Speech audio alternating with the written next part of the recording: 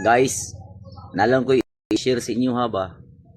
Akong lolo manggod, usa siya nawala. Nagpabilin manggod siya istorya nga ang kaning isa ka hektaryang kalubinan ri kilid sa balay, dili lagi daw niya ipabaligya. Nya kanay laging kapusta guys. Bisag kamo mabuhat niyo di ba?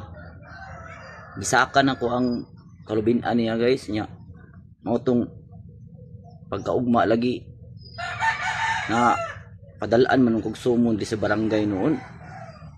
Mo to nangutana ko sa barangay nga sa may atraso na kung anong namo ko'y sumon. Dili man dito sa akong lolo tong kalubinan guys, mo ding dili ipabaligya. Lo, ano yung pamang kong gibinlan sa imong yaga-yaga lo, oy, ako pa yung napilian. La, kuntin na to, simba ko pridam gulang kuntin na to.